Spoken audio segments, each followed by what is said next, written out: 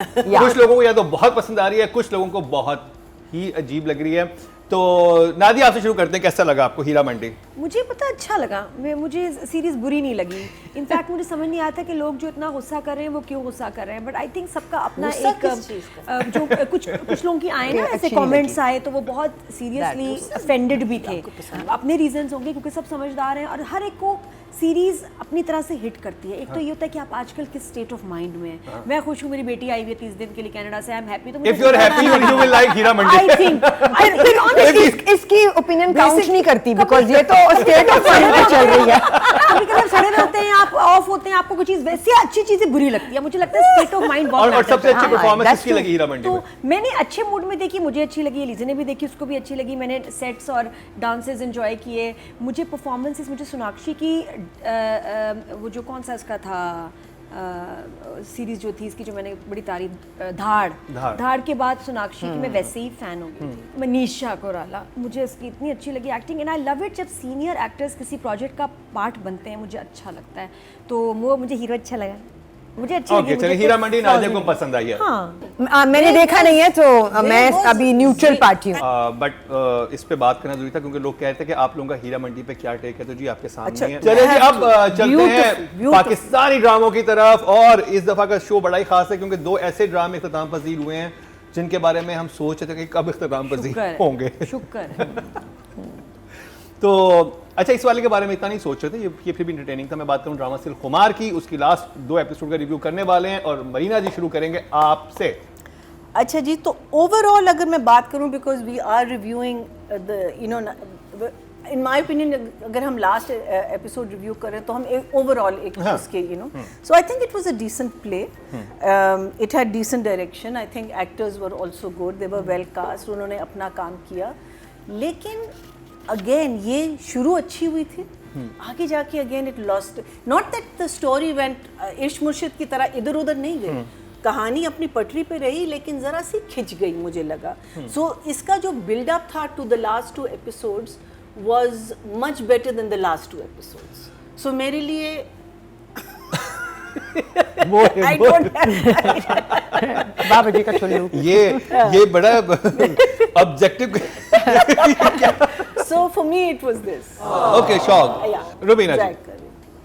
हाँ, हमने शुरू किया ना कंपेयर करने से कि 2 ड्रामे जिनका इख्तिताम होना था, मैं looking forward to the endings. So ये तो बहुत पहले एंड हो चुका था। This play had ended, hook खत्म हो गया हुआ था। आपको एग्जैक्टली पता था क्या होना है, एग्जैक्टली वही हुआ।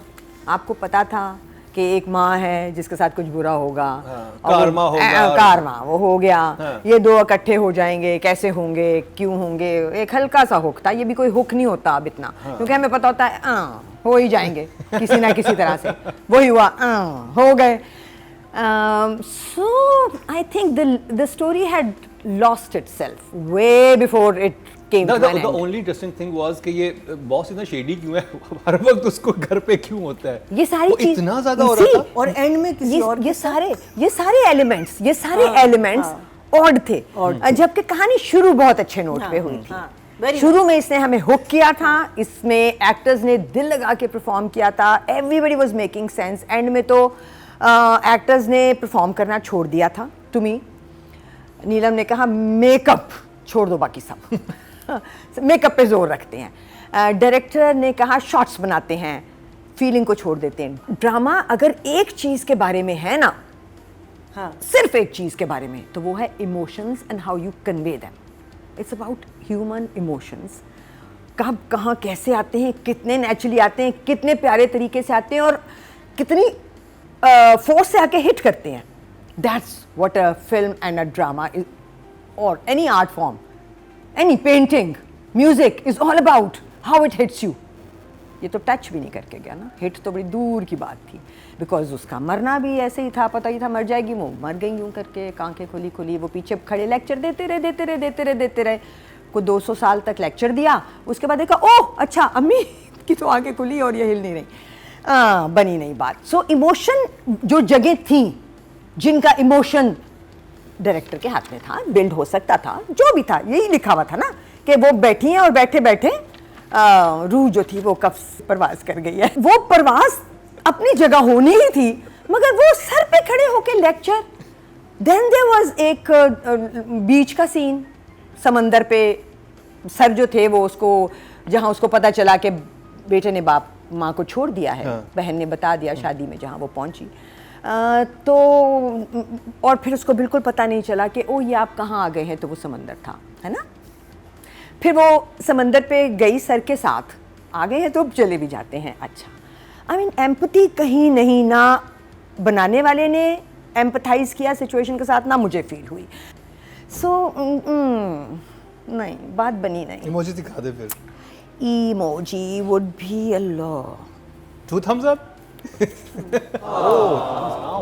नहीं नहीं, ये क्रिमिनल है, ये एंडिंग नहीं। आपने शुरू इतना अच्छा किया था, आपके सारे एलिमेंट्स ठीक थे इस ड्रामे के। नादिया, मुझे लगता है कि आज के वो लोग जो जानना चाहते आपने पहले पता है खुशी में देखा था या उदासी में देखा था? ये चीज बहुत मैटर करती है पता है क्योंकि अलीज़े आई भी है। कुछ भी हो सकता सारे ड्रामे अच्छे हैं आज तो। अच्छा मूड था। मैंने इसको पहली दफ़ा देखा तो ठीक था। जब मैंने फिर दोबारा, क्योंकि मैं कुछ ड्रामे दोबारा भी देखती हूँ कि भाई टाइम हो गया, मैं भूल गई हूँ, दोबारा देखूँ, maybe I will find something new. जब मैंने दोबारा देखा, मुझसे देखा ही नहीं गया मेरे लिए। तो इट्स सिंगल वॉच ना, आप एक दफा देख सकते हैं। मैंने कहा कि हालांकि सेकंड लास्ट और लास्ट एपिसोड बड़े मज़े के होते हैं, जिस तरह खई का था, आप 10 दफ़ा देख लें, आप बोर नहीं होंगे।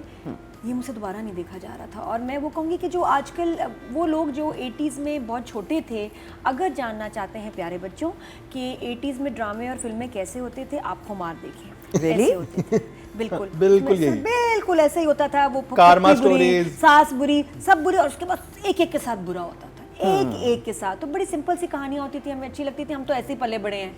मुझे थोड़ा सा 80s ही लगा, मैंने कैलेंडर चेक किया, वापस 80s में तो नहीं चले गया, लेकिन बिल्कुल बहुत ओल्ड स्कूल है drama, but still works for a lot of people. हाँ, कुछ फार्मूला स्टोरीज होती हैं, वो हमेशा चलती हैं। ये चलती हैं, इसमें अंजाम सबके बुरे हो, एक की टांग सड़ गई, एक मर गई, एक कनाडा जाके शिफ्ट हो गया, वो वापस नहीं आया।